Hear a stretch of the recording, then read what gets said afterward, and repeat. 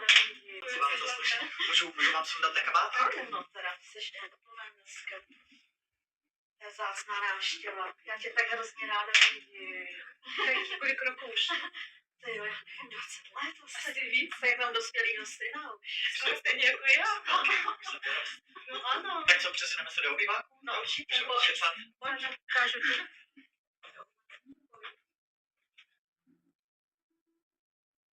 Vítej v našem obyvacím pokoji, je moc krásně. Líbí? Ano.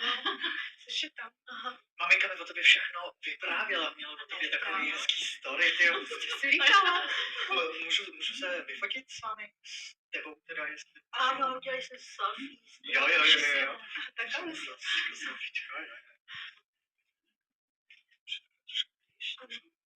Sluší vám to.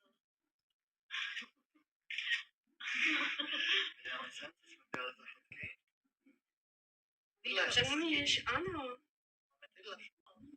Nevyšli dobře. Já si myslím, že mám nádherný fotky, že? Fotí dobře. Doufám, že ano. To srdce budeš mi vyprávět, dlouho jsme se neviděli. Co se děje? Nic, dobrý.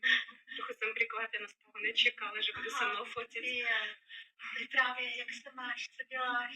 Stala se mi i se mnou modný producent. Vážně? Ano, a teď jsem mohla by jsem u tebe tady chvilku zůstat, To je jasný. protože nechci jít na hotel, víš, Ne, aby to mě hned poznali, samozřejmě, seš mi hustá. Děkuji, chci být inkognito. To je jasný. Děkuji, jsi zlatá.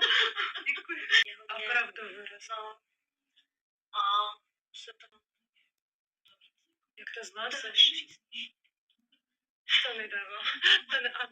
Pamatuju si na ten obrovský koláč, který seděl barůvkový nebo Borůvkový, ano. Ano, To si pamatuješ správně. ano, to by jsem ráda, kdyby se to uvarila k večeri, bylo by to prostě fajn, těším se na to. To by asi Je to mohla. možné? No, mám tady na to borůvky. Ty jsi úžasná. Děkuji, to udělá radost. A No, ty mluvíš o tom svém výborném no, koláči? konečně seš tady, budeš se muset věnovat tady návštěvě, já musím bát koláč Já tady se o pro návštěvu Helen. moc rád postarám. To bude skvělý koláč. Víš, no, tak já se tady o návštěvu klidně Postaráš se postarám. o návštěvu, Určitě. můžu se spolehnout na tebe. Ty jsi dneska úžasný gentleman. Ano, No tak, když musíme se snažit, když máme tak těším se na to. návštěvu.